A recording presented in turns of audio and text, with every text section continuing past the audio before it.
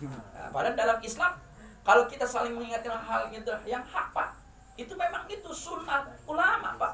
Bahkan di sini Pak dijelaskan, yatawassauna ayyusi ba'duhum ba'dha bisalasi khisal.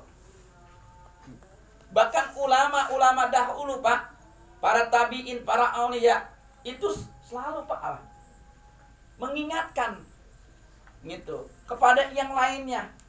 Ya, ulama bisalasi hisolin dengan 3 perkara Pak.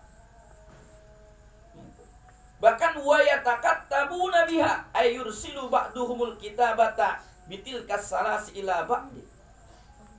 Itu ulama-ulama dahulu Pak. Dia selalu menguntaikan itu surat. Yang dimana surat tersebut ada 3 perkara isinya dalam surat tersebut. Dalam itu membuktikan ayat-ayat itu Al-Quran, wa tawasau bil haq wa tawasau bis sabr. Kalau ulama-ulama dulu gitu Pak. Ya. Gitu. Kalau ulama lain muntaikan itu surat, gitu kan, dan rangka saling mengingatkan. Sebab bicara masalah itu mengingatkan Pak, nggak siapa, nggak orang biasa, nggak orang Pak awam, nggak pejabat, nggak kiai, nggak ustadz, ya sama Pak, sama-sama manusia. Ada suka lupanya, benar. Ya kalau lupa biasanya kagak ingat. Gitu. Nah disitulah, gitu. Kita pentingnya saling mengingatkan. Insya Allah orang yang selalu mengingatkan dalam hal yang baik dan masalah kesabaran menjalani perintah Allah, ini termasuk orang-orang yang beruntung, ya Pak. Tidak termasuk orang yang merugi. Illal ladina amanu wa amilus solihati wa tawasau bil haq wa tawasau bis sabr. Insyaallah Pak. Ketika kita ada keluarga kita, dia lupa. Ini malam Minggu. Nanti masih santai-santai baik, emang gak ingat ini ngaji? Iya. Alhamdulillah. Seperti itu Pak. Nah ini ternyata Pak, ujung ayat wal asr ini digunakan Pak, diamalkan oleh ulama-ulama dahulu Pak. Suka menulis dalam suratnya 3 perkara. Apa yang ditulis oleh ulama-ulama dahulu? 3 hal tersebut Pak. Kata ulama, man amila, siapa orang yang mengerjakan syai'an, suatu perkara, minal a'mali, daripada amal-amal atau perbuatan, li akhiratihi, untuk akhiratnya, kafallahu amra dinahu wa dunyahu. Isi yang pertama Pak, isi surat yang ditulis oleh itu ulama-ulama dahulu. Kata ulama, siapa orang yang mengerjakan suatu perkara daripada amal-amal untuk akhirat Pak, maka Allah akan cukupkan dunia dan itu urusan dunianya dan urusan agamanya. Ya Allah Pak. Jadi kesimpulan begini Pak, kalau kita Pak pengen ya dicukupkan oleh Allah urusan agama kita gampang Pak. Kalau masalah agama, mau ibadah itu berbuat kebaikan gampang tuh. Wa dunyahu, dunyanya juga gampang. Maka kata itu ulama gitu, beramallah kalian untuk akhirat dengan benar, dengan baik. Insya Allah akan dicukupkan oleh Allah urusan dunia dan urusan agama kita oleh Allah Subhanahu wa ta'ala. Jangan khawatir Pak, jangan takut. Dengan kita selalu memprioritaskan amal untuk itu akhirat, kita itu susah rasanya gitu. Enggak Pak, justru dengan kita memprioritaskan kita amal untuk akhirat, maka insya Allah itu kata ulama, itu dicukupkan dunia dan agama kita oleh Allah Subhanahu wa ta'ala. Itu isi tulisan ulama dahulu. Yang kedua apa Guru? Waman ahsana sariratahu, siapa orang yang itu memperbaiki sariratuhu, hatinya Pak, ahsanallahu ala niyatuhu. Kata ulama dahulu, ingat, perbaiki hati kita semua. Terus gitu.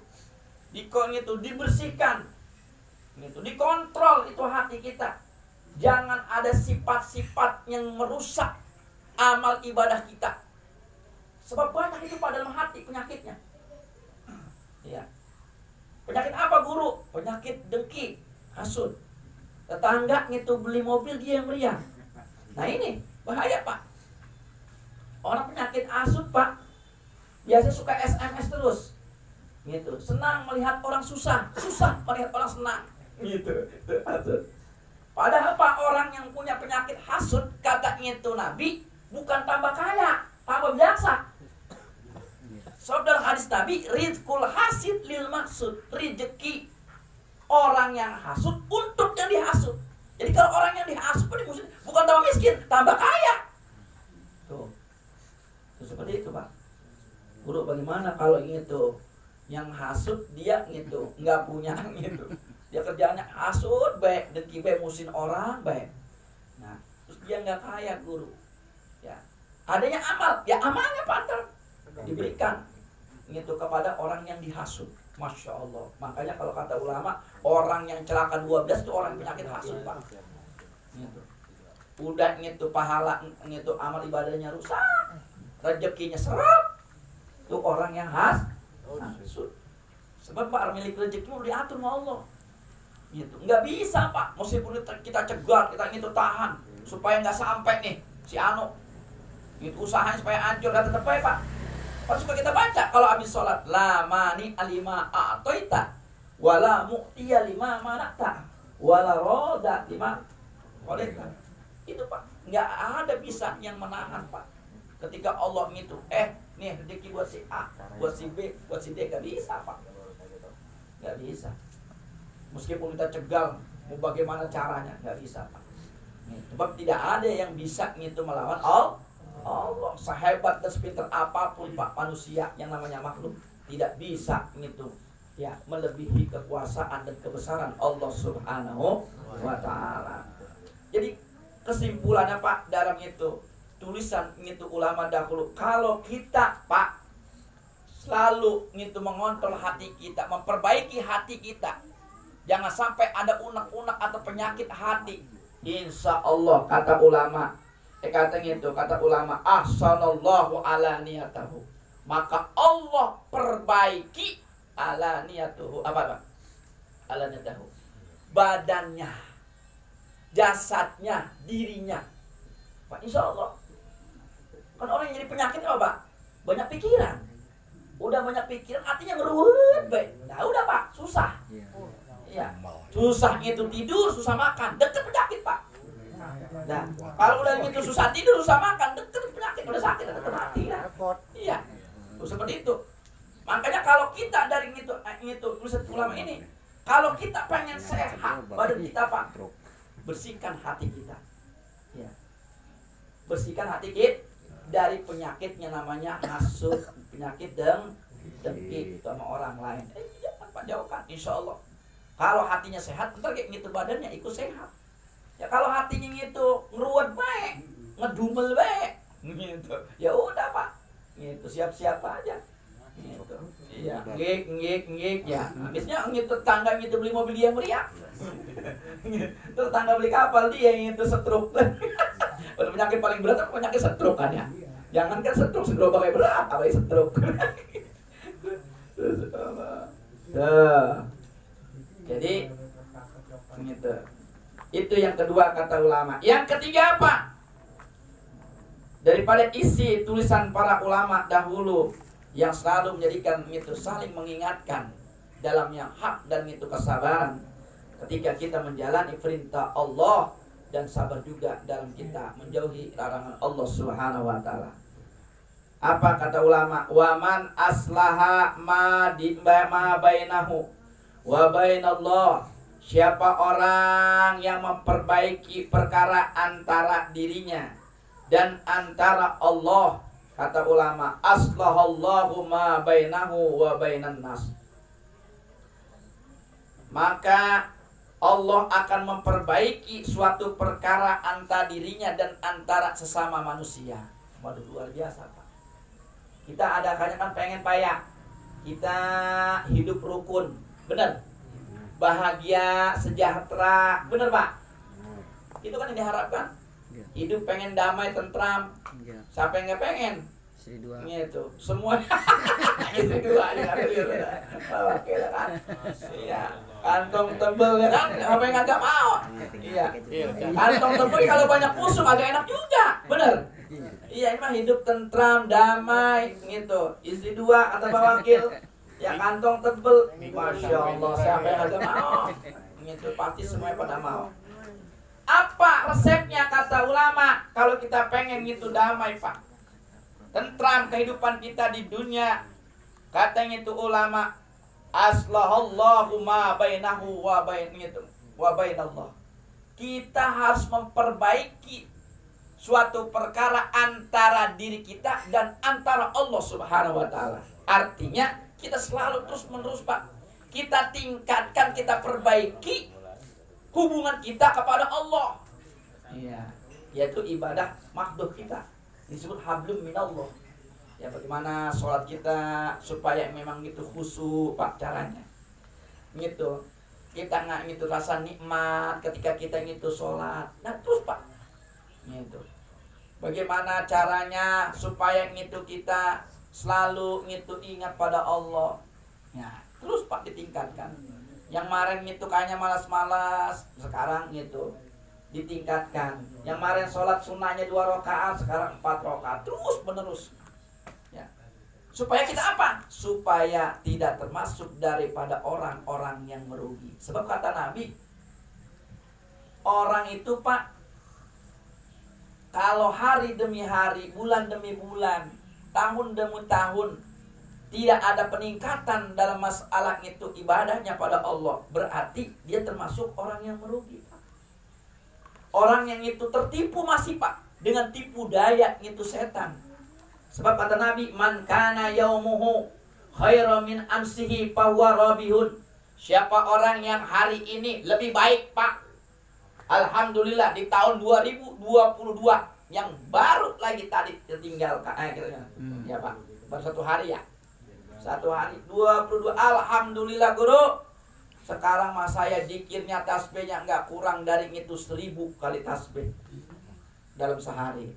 Selawatnya pada Nabi kemarin mah hanya itu palingnya 10-20, sekarang mah dalam sehari 1000 saya begitu bersalawat pada Nabi. Masya Allah Pak, orang kalau itu selawat sehari dia istiqomah. Kata ulama, insya Allah Pak yang diniatkan dihajatkan dikabulin Allah. Jangkung. Gitu. Ada kata pengen 2 bosnya, insya Allah yang penting itu minimal dakwah 41 hari. Jalanin Pak Wakil tuh. Gitu. Kalau rezekinya pengen gitu ngalir be, ada be rezekinya nggak ada kosong-kosongnya, punya pohon duit kalau bahasanya itu Ustadz maka Habib As-Saigaf almarhum, ya itu Pak. Gitu. Baca minimal gitu 400 kali habis sholat isya. Allahumma sholli ala sayyidina Muhammad wa ala ali sayyidina Muhammad. Itu minimal tuh 41 hari Bang Jangkung. Jangan lupa tuh habis sholat isya. Ini kita habis sholat ngaji. Jadi ambil nonton TV pegang itu tasbih. Iya. Terus dawamin. Insya Allah itu ada rezekinya gampang insya Allah. Tuh seperti itu. Alhamdulillah ada peningkatan dalam masalah zikir, masalah ibadah, masalah tadarusan baca Qur'annya kemarin hanya ngitung 2 ain, sekarang 3 ain. Itu kemarin itu setengah juz, sekarang sejud kalau ngaji. Andai kata seperti itu. Oh, berarti orang itu adalah orang yang beruntung. Bahwa rohidus. Bagaimana guru tahun 2021 sampai 2022 sekarang ini? Angger baik. Ya, sholat sunnahnya yang itu duhanya kita tuh 2 rakaat enggak 4 rakaat. Tahajudnya 2 rakaat, tapi alhamdulillah ya. Masih jalanin, Pak. Enggak ada peningkatan. Oh, bahwa man kana yaumuhu misla amsihi, kata Nabi. Siapa orang yang hari ini sama dengan yang kemarin, tahun 2001 sampai 2002 sama baik, bahwa magbunun, kata Nabi. Orang itu berarti orang yang masih tertipu dengan tipu daya setan, Pak. Iya. Dia kurang percaya. Kalau dia nggak usah, kalau dia itu ngaji entah ketinggalan rezekinya, atau dapat itu keliling dapat duit, ini nggak dapat duit. Pak dia nggak tahu. Ntar diganti sama Allah Subhanahu wa taala. Iya, Pak. Tuh seperti itu. Kan ada orang nggak mau ngaji apa, ntar kalau ngaji itu gua nggak dapat duit. Saya bahkan punya teman Pak, tanya Ustaz, dari itu ke bisnis, bener, majunya luar biasa. Iya. Pas mau ngaji, nggak ngaji tuh kalian. Kalau sehari saya kita berangkat ngaji katanya rugi. Sehari itu dalam penghasilan 2 juta katanya kalau nggak gitu nggak dagang. Masya Allah. Dia belum tahu makanya bahwa itu yang dicari itu Pak jangan jumlahnya Pak, jangan RP-nya, yang dicari keberkahannya Pak. Benar? Cari keberkahannya Pak, duit. Jangankan baru jutaan, miliaran, triliunan. Kalau nggak berkah, habis tuh Pak, nggak ada itu asalnya. Nggak ada bekasnya. Apa sih guru yang namanya berkah? Ziyadatul khair allati la tuntaha. Bertambahnya kebaikan yang terus menerus tidak ada hentinya. Kalau bahasa orang kampung Tanjung Air Pak, sedikit cukup, banyak ada lebihnya tuh jangkung. 50.000 penghasilan sehari, alhamdulillah cukup. 100.000 bisa nyimpen guru nabung, alhamdulillah. Apalagi kalau juta nama gitu ya, jadi tanya gitu. Tuh seperti itu. Itu namanya berkah. Cari berkahnya Pak. Ya, kalau nggak berkah, apalagi uangnya uang panas, ya, gitu. Uang setan kalau bahasa orang tua saya mah, gitu. Uang haram, ya kalau uang setan biasanya habisnya buat setan lagi, gitu. Seperti itu. Setan makan jin. Iya, setan makan jin katanya. Kata guru nggak pas, kata saya gitu jadinya adem dah iya, gitu. Hanya peribahasa. Gitu. Bapak hadirin jamaah taklim yang dimuliakan oleh Allah Subhanahu Wa Taala. Dengan kita selalu memperbaiki amal ibadah kita, hubungan kita pada Allah Subhanahu Wa Taala. Insya Allah kata ulama, aslahallahu ma bainahu wa bainas. Maka Allah akan perbaiki suatu perkara antara kita dan antara sesama manusia. Itu insya Allah, gitu dipercaya sama orang, sama bosnya dipercaya tanpa disayang. Itu insya Allah Pak, minta sama Allah. Sebab semua adalah milik Allah, benar. Dan Allah yang akan membolak-balikkan hati seseorang. Seperti itu. Alhamdulillah, dikan istiqomah hati masjidmu gitu Bang Jangkung bosnya. Percaya terus, senang terus Bang Jangkung. Alhamdulillah. Itu Pak ada keberkahan. Insyaallah kita hakul yakin banyak berdoa memohon pada Allah Subhanahu Wa Taala. Gitu. Biar percaya Pak kita yakin.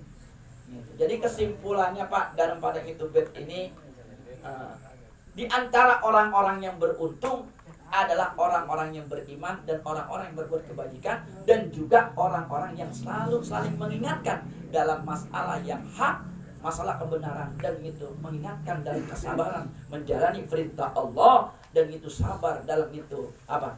Menjauhi larangan Allah Subhanahu wa Ta'ala. Inilah orang-orang yang beruntung kata Allah Subhanahu wa Ta'ala. Mudah-mudahan Pak kita termasuk daripada hamba-hamba Allah dan umat-umat Rasulullah yang itu beruntung minat dunia wal akhirah.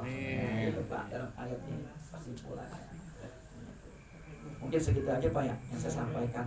Mudah-mudahan bermanfaat khususnya bagi saya dan para jamaah. Ada yang mau nanya nggak? Ada yang nanya nggak? Nggak jadi masalah di luar materi, nggak jadi masalah. Nanya apa?